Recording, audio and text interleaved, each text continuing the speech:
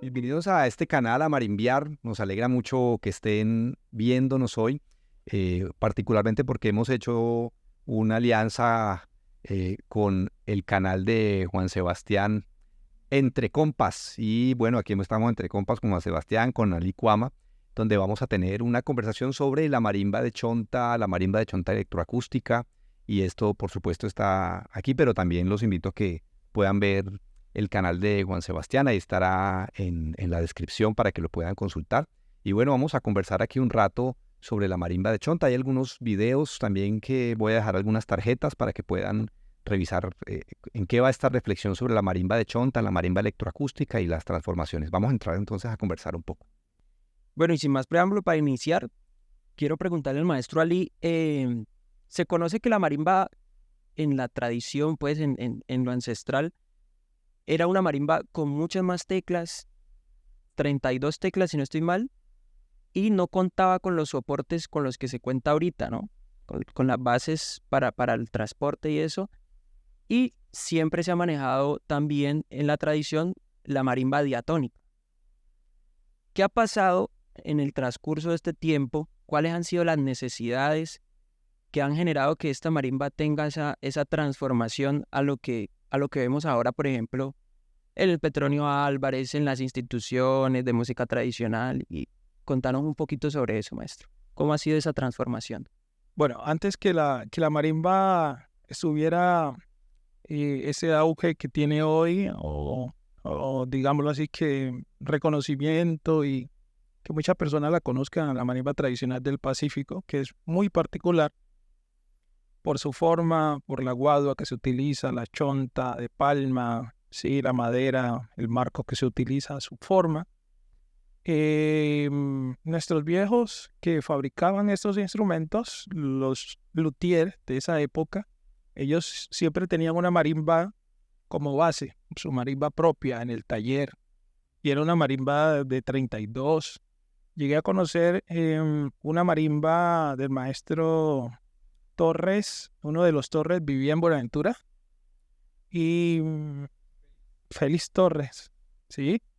Y yo iba al lugar donde tenía un taller en el barrio Lleras, en Buenaventura. Tiene una marimba muy grande y me sorprendía pues mirar, yo era muy muchacho, me gustaba ir, mirar cómo trabajaba e interactuar con él. Y estas marimbas, por lo grande, las colgaban con unos lazos a una viga de la casa.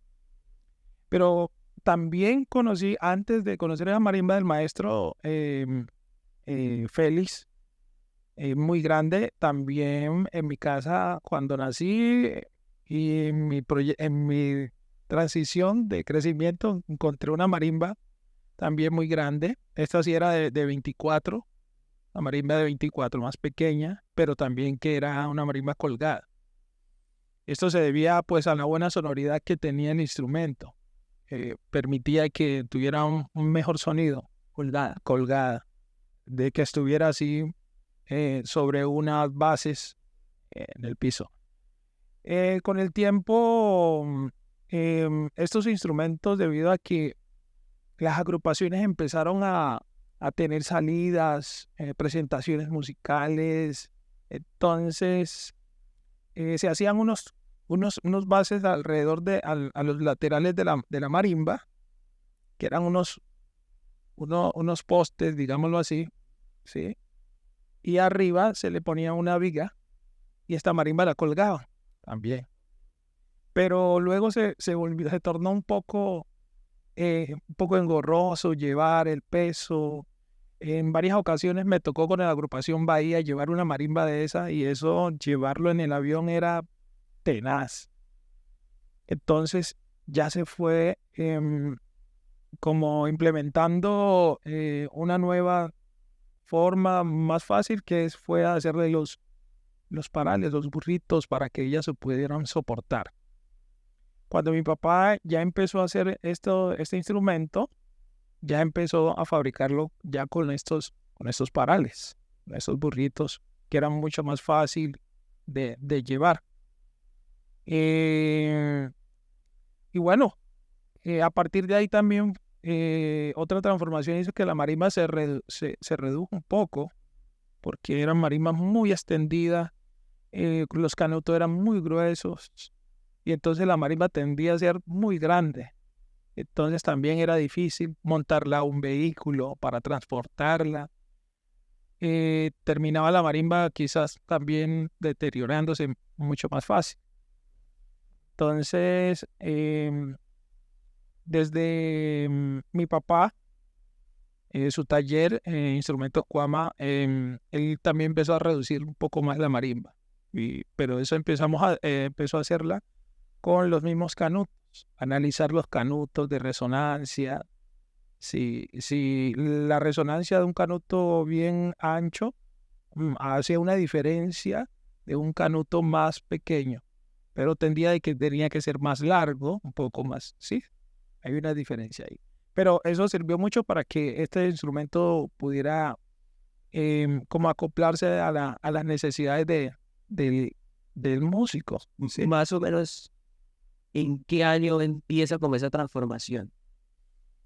Bueno, yo soy muy joven, pero desde mi niñez se empezó a utilizar ya, o sea, estaba como ese cambio ya, empezó a manejarse la transición allí. Porque como te digo, en algunos momentos me tocó viajar con la agrupación Bahía, que ellos utilizaban sus instrumentos muy tradicionales. Y ya después, con el tiempo, con el mismo Bahía, ya empezamos a viajar con los burritos, que era más fácil, se empacaba sobre la marimba y se viajaba. Entonces nos libraba un poco más de carga. Entonces la transición se fue dando casi desde mi tiempo de juventud. ¿Eso qué Que será? 98, antes, mucho antes, 94, inició un evento que se llamaba el CREA. En ese entonces tuvimos la oportunidad de viajar a varios lugares aquí en el país: Cali, Palmira, Popayán, Bogotá. Sí, ahí tuvimos la oportunidad. Y también llegué a mirar otras agrupaciones, unas que manejaban las mismas bases altas, y otras que también manejaban las partes, las bases, los burritos pequeños. ¿Y cuándo llega el tema de lo cromático?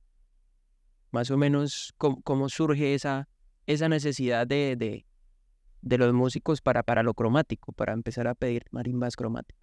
Bueno, la marimba del Pacífico, pues por lo general siempre ha sido una marimba diatónica, ¿sí? Ya el sistema cromático nace a partir de cuando está el Festival Petronio, ya que le da como ese empuje a la música tradicional. Y se vuelve ya dentro de su estructura de exigencia para concursar.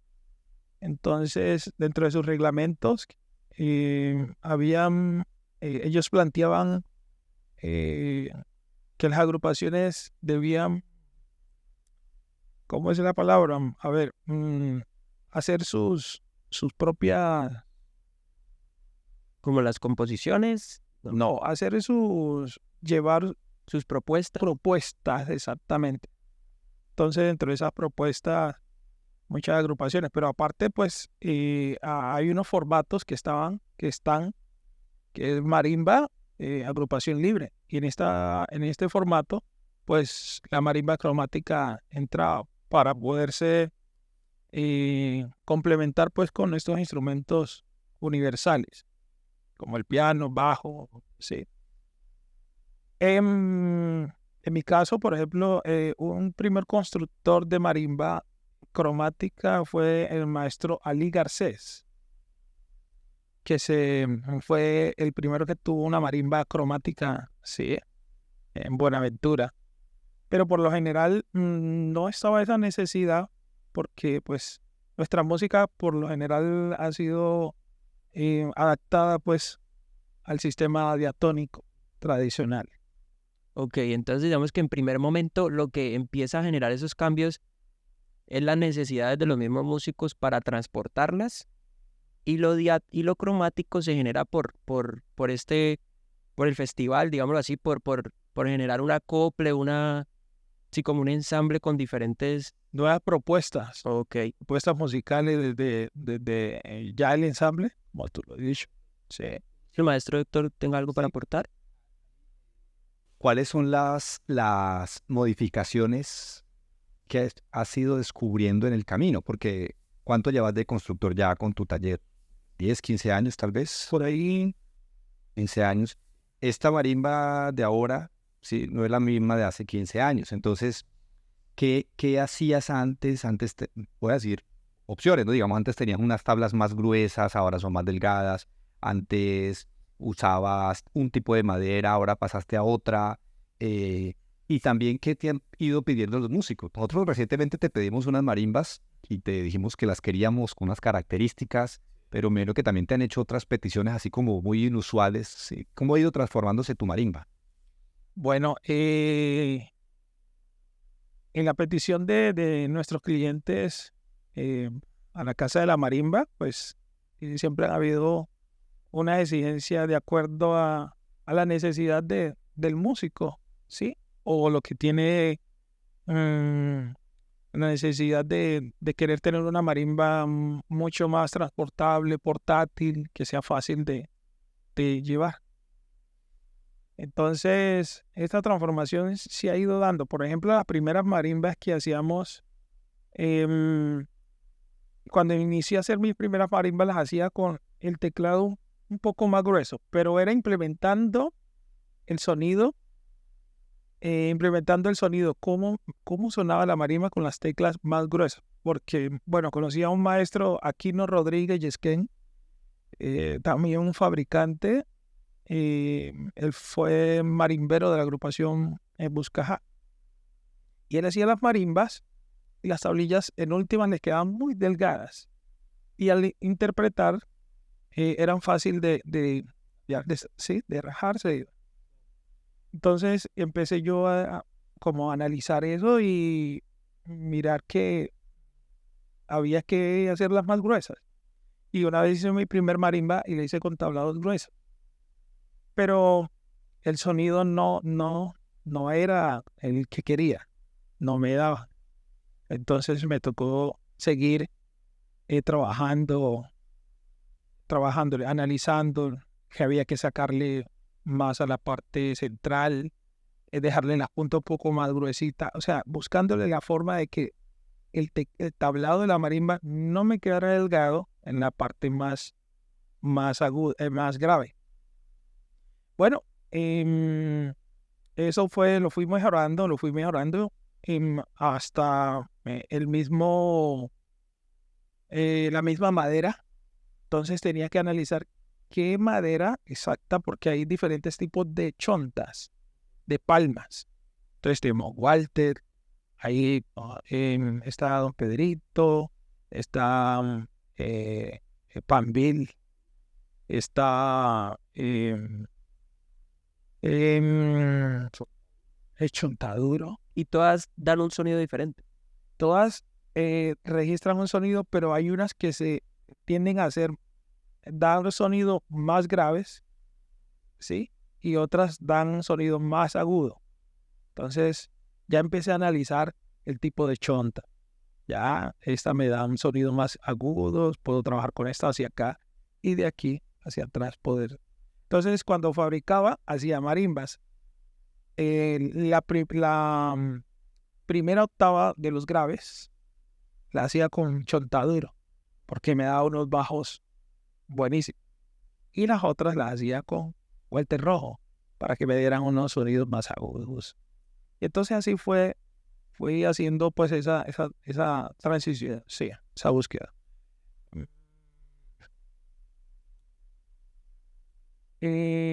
estos cambios se fueron dando, pero también estaba como, has hecho la pregunta, la exigencia de los músicos clientes. No, Ali, necesito una marimba que yo la pueda transportar en un carro. Pero bueno, ahí tuvo que hacer análisis, ¿cómo hago? Entonces ya miraba que los canutos había que cambiarlos para poder reducir totalmente la marimba. Y empezamos a trabajar eso poco a poco y nos fue dando resultados, analizando los canutos, lo largo, el ancho, ¿sí? Entonces eso ayudó para que en las marimbas hoy pues nosotros las fabricamos más cerca a las tablas y no tengan mucho espacio, ¿sí? Eso ha sido como todo ese proceso que se ha realizado y que, bueno, ha funcionado, nos ha funcionado. Y ahorita, bueno, hace como unos 2 años me pidieron una marimba, pero que esta marimba que fuera fácil de cambiarle el tablado. Entonces me decía, quiero una marimba diatónica, pero que fácilmente yo le pueda cambiar el re. Y entonces me tocó tirar cabeza cómo cómo hacer ese cambio. Entonces ya la marimba no la amarré de esta forma tradicional, ¿sí? No la amarré así tradicional, sino que la amarré individual. Entonces le hice un sistema de que yo podía sacar una tabla sin necesidad de tener que desamarrar la marimba, sino que saco esa tabla y le pongo. Y al sistema de la guadua, entonces le hice unos orificios que me permiten cambiar la afinación del canuto para que me llegara a un sostenido. Entonces, todas esas exigencias han permitido desde el taller poder hacer esas transformaciones de la marimba. Maestro Héctor, Ali, en este asunto, bueno, ahora no haces marimbas con chontaduro y guantes. Las que yo he visto son de guantes, sí. Eso es porque hay más preocupación. El rol de la marimba se está volviendo un papel más melódico de los agudos que de los bordones, como el marimbero ya no es un marimbero que está haciendo muchas figuras. A mí me da la impresión de que el marimbero se ha vuelto una especie de clarinetista, ¿no? Como que hace lo mismo, esa misma figuración que hace el clarinete en el abosado. Me parece que eso como que está muy representado en la marimba. Y ese papel del bordón no lo veo tan fuerte. No sé si con eso tenga que ver en que no estés trabajando gruesos graves como lo que se logra con el chontaduro. Sí, y eso es debido a, como te digo, la exigencia del marimbero solista, ¿sí? Se ha ido perdiendo ese acompañamiento del bordonero y que es muy importante ese acompañamiento porque ayuda a que haya lo melódico, rítmico y sea más compacto. Ese acompañamiento del bajo, sí. Son muy pocos los que me piden una marimba de 3 octavas porque necesitan tener el bordonero y el requintero. Pero en vista de esto también tengo un proyecto de hacer marimbas solamente bajos, solamente que sean bajos. Hacer una marimba de 16 tablillas, pero que solamente sea bajo. Y el que me permite, la chonta que me permite realizar eso es, por ejemplo, es el chontaduro. O sea, queda un bajo de nada. Lo he complementado también con otras maderas, el cigua negro. Es una madera con la que fabricamos el bombo. Esta madera, perdón, da un sonido espectacular. Un sonido claro, muy parecido a la chonta. Es muy parecido. Esta madera la utilizamos en el bombo, por ejemplo, porque ella genera sonido. Entonces, en su resonancia, el bombo queda sonando muy bueno. Sí. Entonces, dentro de ese proyecto tengo poder hacer bajos, tanto de jigua negro, que me ayude, pero que utilizo el jigua negro porque es muy parecido el sonido, muy parecido al de la chonta. Y en los bajos es efectivo. Entonces, como poder complementar de que la importancia de esos bajos para el acompañamiento de la requinta, de que no solamente la marimba está estipulada para un requintero, sino que se requiere el acompañamiento de un bajo para que se pueda complementar mejor. Por ejemplo, veo mucho cómo las marimbas en México, bueno, ha sido, no, es que no he llegado a ver intérpretes de marimbas mexicanas que sea uno solo. Siempre están 2 o 3. Entonces eso se ha ido perdiendo un poco acá. Ale, hay dos cosas que me gustaría que nos contaras un poco tu reflexión.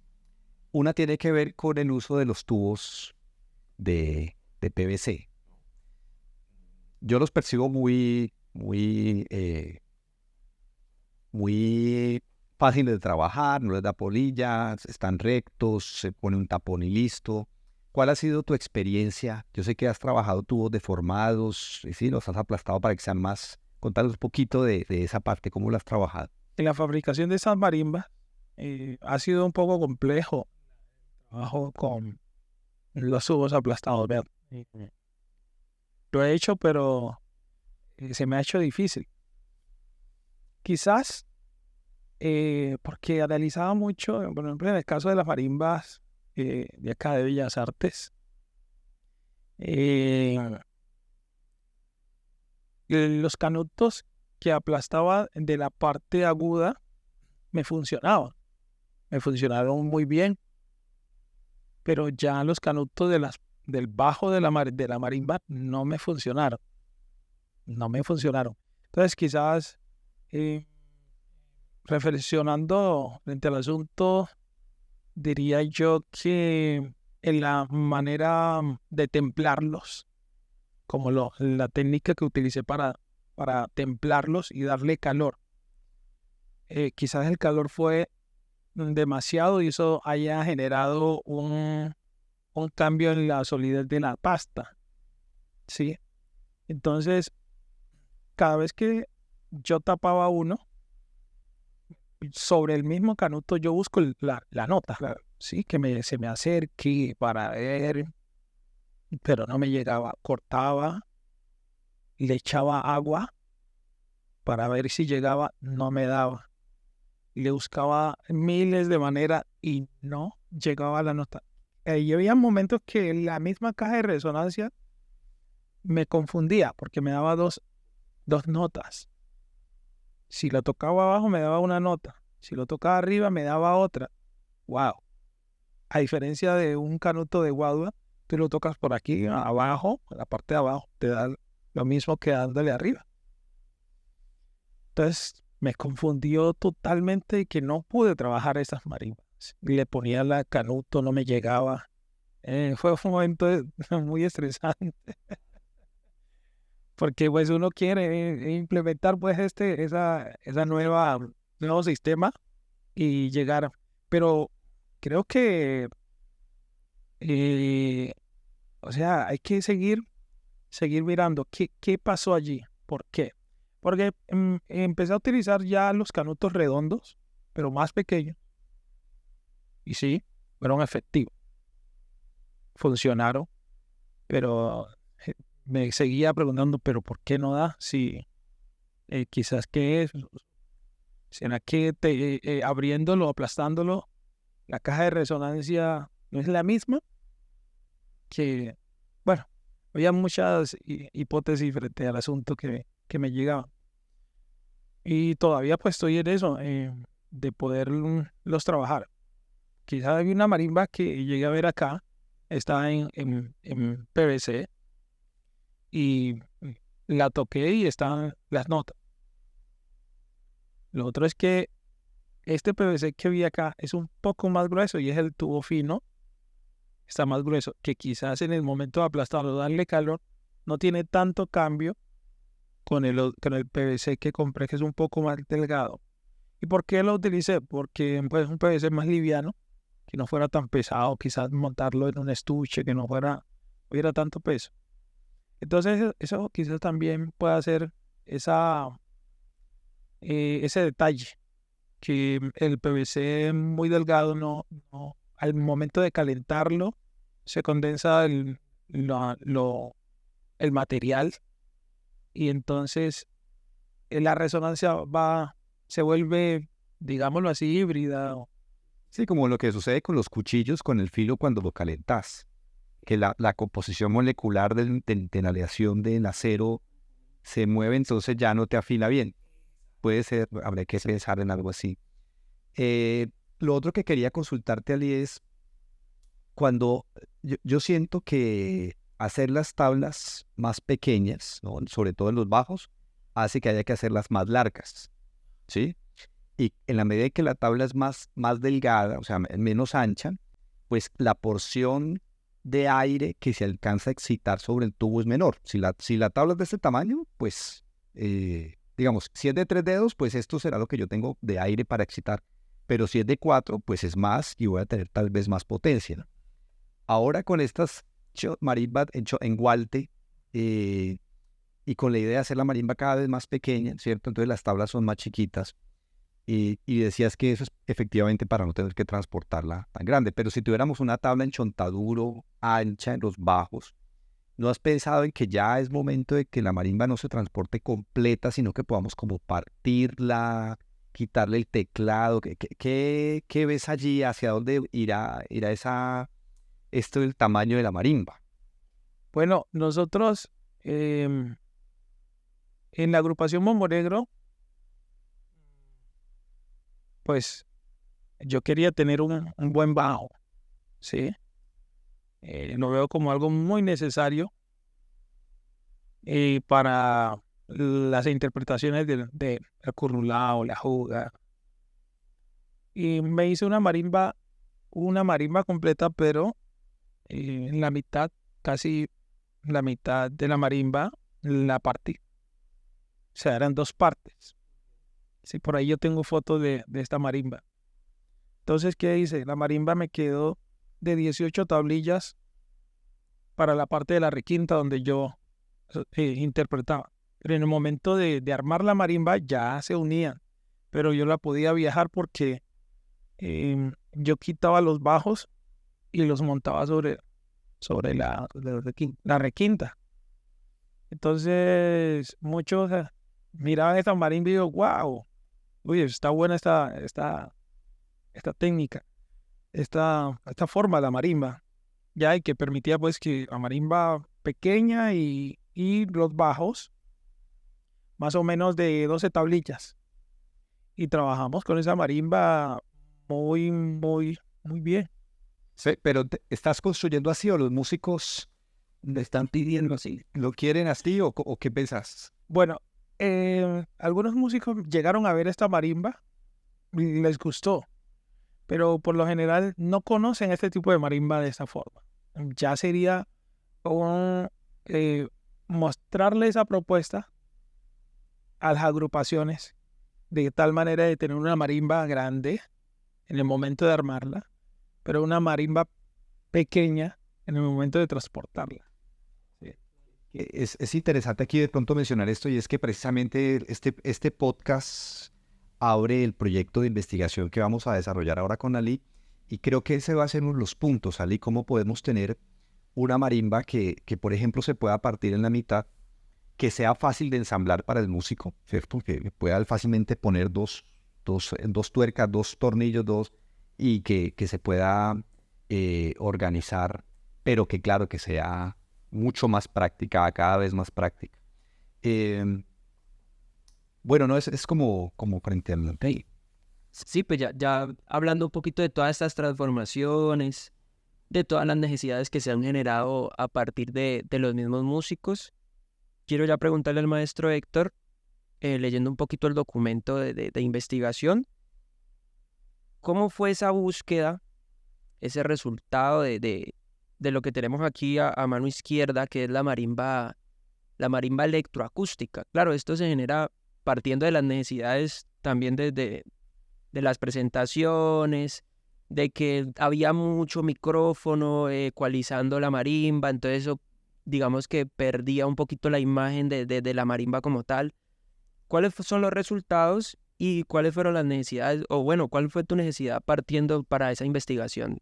Bueno, a mí la preocupación, un poco lo que mencionaba Ali, es que algunos elementos básicos de la interpretación del instrumento se van perdiendo en el camino por la inmediatez o a veces por los problemas técnicos, ¿no? Yo siento que esas marimbitas tan chiquiticas ahora de 2 octavas, pues al final, claro, 2 octavas yo le pongo 4 micrófonos y eso lo recojo como sea y lo transporto más fácil, pero al final la marimba va a ser de 1 octava y al final la marimba va a estar sintetizada porque es más fácil llevarla, ¿cierto? Entonces, me preocupa porque siento que ahí hay un camino que podría volverse muy importante. O sea, si tenemos un desarrollo de la marimba para otros espacios, entonces la marimba va a seguir estando viva, pero como marimba, en una chonta, con la madera.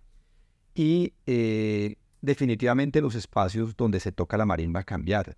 Y ya no es lo mismo tocar en una casa que tocar en una tarima. Y cuando tocas en una tarima, pues tenés que amplificar el instrumento y cuando llegas y estás tocando en un instrumento, pero vas después de una orquesta de salsa, pues el sonidista no te va a poner 5 micrófonos. Él te pone 2 o te pone 1 y al final es como que la marimba está en la imagen, pero realmente no suena o suena con el sonido es un sonido falso también, ¿sí? O sea, un sonido que no es lo que uno esperaría sonar.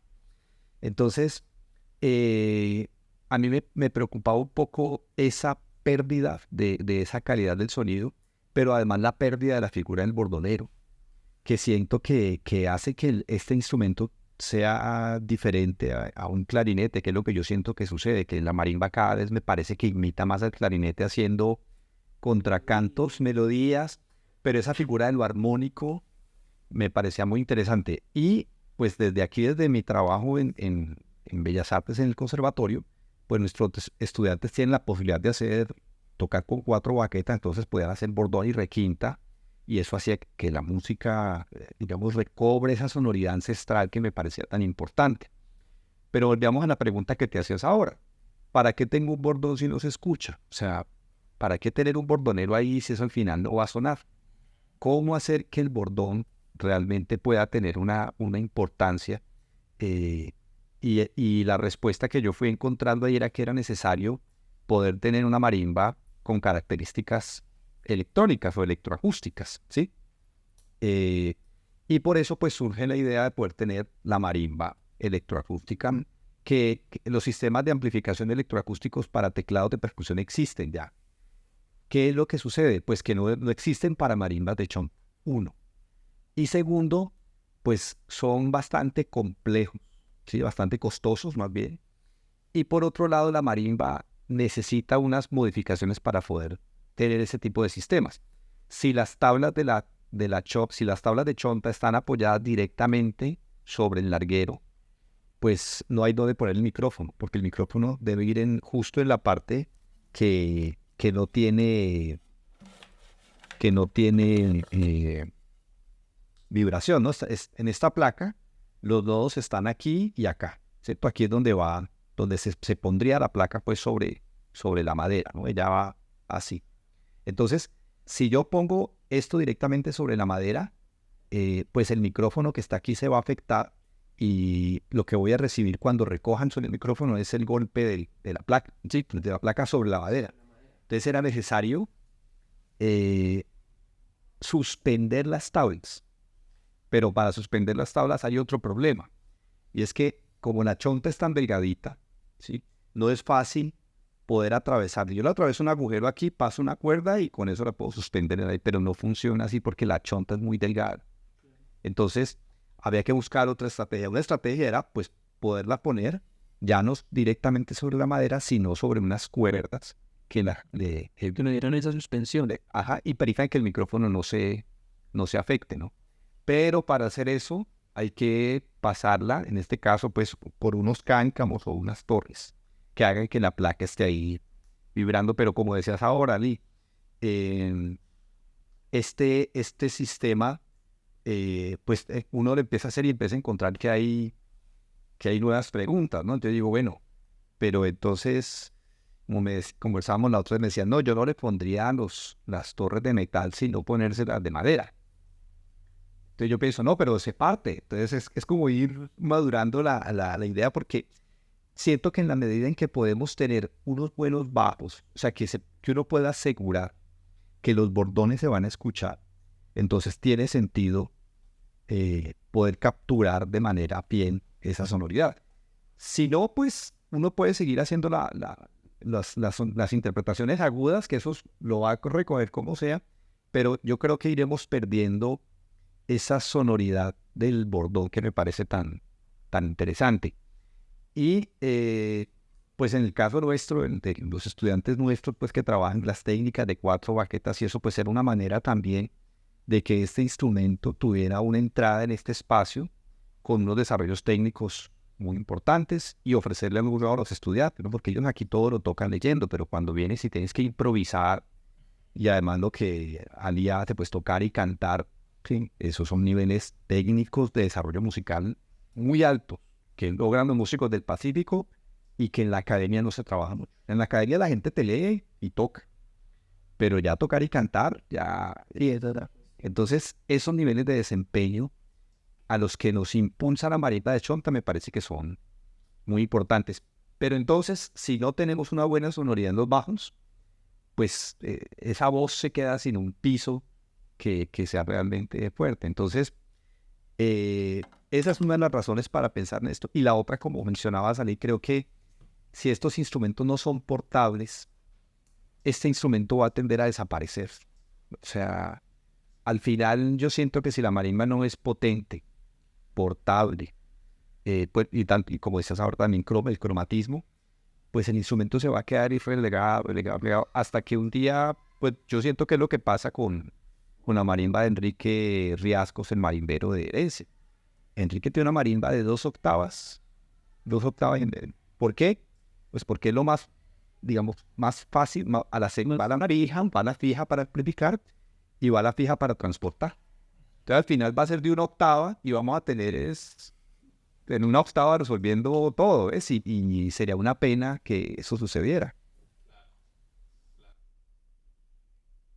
Bueno, ya conociendo esas dos miradas, yo quiero ahorita, pues hablando de todos estos cambios, preguntar, digamos, qué piensa el maestro Ali de todos estos cambios que el maestro Héctor, desde su investigación y desde la visión que tiene respecto a la marimba, qué opina respecto a esta marimba así electroacústica, qué se está perdiendo con la marimba tradicional.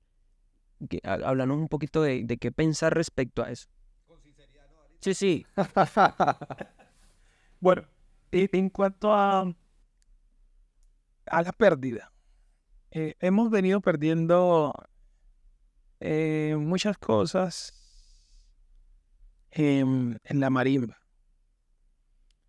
Por ejemplo, en la interpretación se ha ido perdiendo el bordonero, como lo hemos venido hablando, pero también se ha ido perdiendo ese acento tradicional. Como lo decía Héctor, la marimba se ha vuelto como un clarinete y melodía y melodía.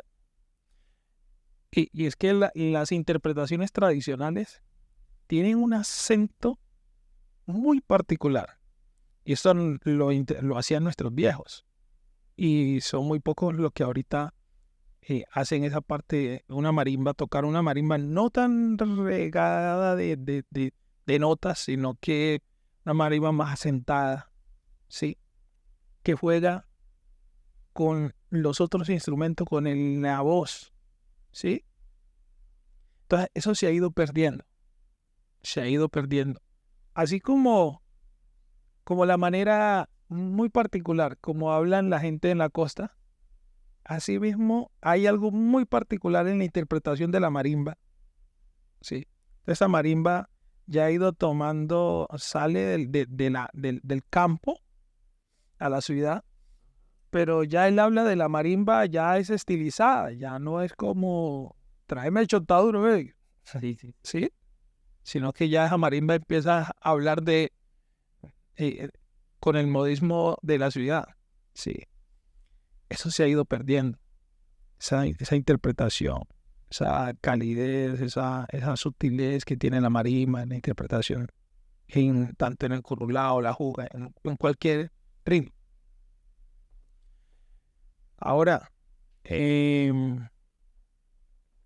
la marimba tradicional, que era de 20, ahora no se ve una marimba de 32 tablillas. Muy poco una marimba de 24 o de 3/8. Ahora el público pide más una marimba de 18 para un solo intérprete. Sí. Se ha ido perdiendo el bordonero, la importancia, sí, exactamente, de los dos músicos. Ahora, este trabajo de poder llevar a la marimba como a esa necesidad completa que requiere el intérprete y no estar con el problema de micrófono, que este de acá no suena, que no me están sonando los bajos, que me suena más la requinta, que en los centros no están sonando. En el momento de ecualizar la marimba con micrófono, pues claro, el trabajo de poder llevarla a un sistema como este electroacústico es excelente. Y pienso que es algo que muchos lo desean. Muchos intérpretes de marimba lo desean. Tener ya una marimba electroacústica. Una marimba de que usted pueda conectarla y de una el sonido va a salir. Como no darle tiempo al armazón de instrumentos en la tarima, sino que conectaron la guitarra y ya el guitarrista ya está listo. Entonces, de verdad que es una propuesta muy interesante y sé que es una propuesta que va a ser muy acogedora, va a tener éxito, porque cada vez la necesidad del intérprete de la marimba, pues van a requerir que su instrumento esté en unas condiciones fácil de transportar, pero también fácil de poderla llevar a la tarima y conectar. Sí, es un excelente trabajo, Héctor. De verdad que poder implementar esto sería un éxito. Llevar a la marimba a una escala. Sí. Ale, ¿qué no te gusta, qué te genera sospecha con este tipo de transformaciones? Sí, o sea, ¿qué vos decís? Porque evidentemente cualquier tipo de transformaciones tiene elementos positivos y negativos, ¿no? Vos, ¿qué decís? Esto no me gustaría o esto me preocupa o por esto, ¿qué visionás que pudiera ser o que no pudiera representar ese tipo de modificaciones? Bueno, representar este tipo de modificaciones, ¿Qué diría tu papá, por ejemplo? ¿Qué diría Baudillo de una marimba, sí. mi papá diría, no, chévere o excelente. Él lo diría. Pero el problema es que él no conoce esas él como fabricante no tiene el conocimiento de llevar a ese instrumento aquí. Entonces, estas personas que son fabricantes, quizás lo tenga uno, que lo pueda hacer. Yo le hago una marimba electroacústica, sí, pero el resto de los marimberos, perdón, el resto de los luthiers, tocaría llevar este conocimiento o esta todos estos fabricantes de marimbas, ¿sí? Porque no podría quedar solamente en una persona que la fabrique de esta forma, sino que también que abra el espacio, porque se va a volver algo muy, muy interesante para los... pues en mi caso sería algo de negativo, no tendría nada, más tendría de positivo, más tendría ganancia, ¿sí? En este instrumento. Pues pérdida en cuanto por ejemplo, a mí me decían unos veteranos en Buenaventura, pero Ali, hombre, vos estás haciendo bombos como muy elegantes, o esos bombos muy bonitos, sí, pero eso no es lo tradicional. ¿Quién no? Lo que yo debo conservar allí en el bombo, ese es su sonido. Sonido no debe cambiar, debe ser el que se requiere, tradicional, sí. Pero su estética, su forma, hombre, hay que llevarlo porque este instrumento hay que buscarle salida, no lo puedo hacer rudimentario, ¿sí? Que si nuestros maestros que anteriormente fabricaban estos instrumentos estuvieran las herramientas que hoy están, pues las utilizarían para hacer. Claro, quizás ellos no las utilizaron porque no las tenían y lo hacían de la manera de lo que tenían a la mano y lo llevaban a una forma que ellos lo veían como algo estético, ¿sí? Lo más estético posible. Pero las herramientas ayudan mucho. Ahora, una herramienta como esta de poder manejar, ¿cómo se le llama? El electroacústico, los micrófonos. Microfonería, sí. Que se utiliza, ya se lleva quizá una planta. Entonces, son herramientas que hoy están, que si se puede llevar a que ese instrumento pueda sonar mucho mejor y más fácil, de llevarlo al sonido a unos parlantes, claro, es un éxito. Bueno, y hablando de la marimba del maestro Ali, el maestro Héctor, ¿qué opiniones tiene respecto? A mí me gusta mucho de las marimbas de allí que ahí hay una unidad conceptual y estética, ¿sí? Los acabados, las combinaciones, unas cosas en las que, por ejemplo, yo no me fijo, ¿no? Yo estoy pensando como en lo práctico. Entonces, eso me parece muy importante. Por ejemplo, los acabados de Lacy, las franjas de los bordes que tienen un pulimento especial, el uso del barniz, o sea, esa es una marimba que estéticamente funciona muy bien, ¿sí? Comunica la idea de una unidad. Ahí no hay las tablas y luego le pusieron una pata y luego no, eso es una unidad y eso es muy importante y muy difícil de lograr en el diseño, ¿sí?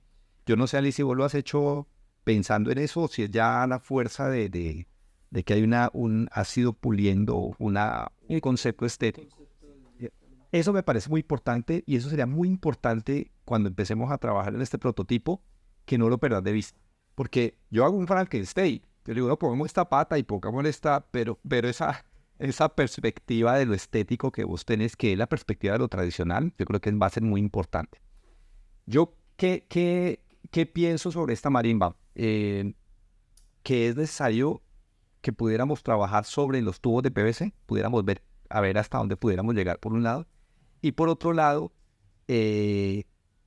identificar muy bien los nodos en los bajos, que yo siento que las marimbas están a veces muy anchas abajo, entonces cuando vas a mirar el nodo de vibración de la placa está por fuera. Eso yo diría que sería bueno que lo pudiéramos mirar, yo no sé si lo has hecho conscientemente o qué pasa ahí, porque en algunas siento que la vibración está por fuera del nodo.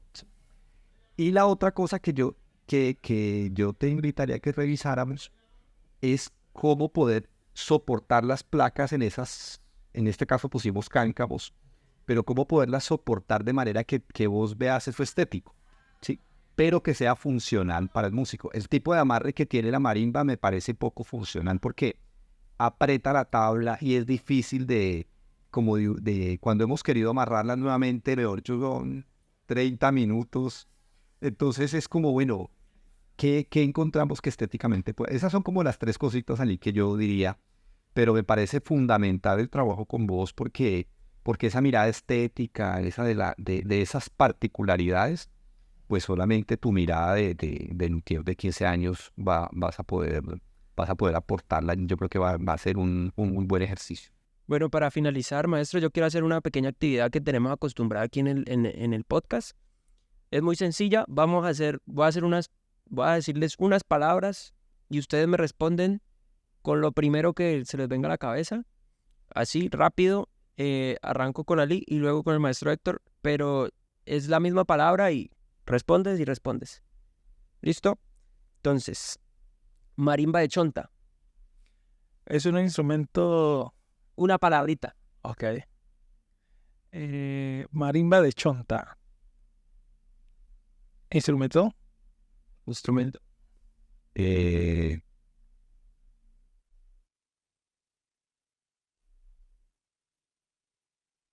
ritmos, yo lo veo como investigación. Métodos. métodos. Buena técnica. Bueno,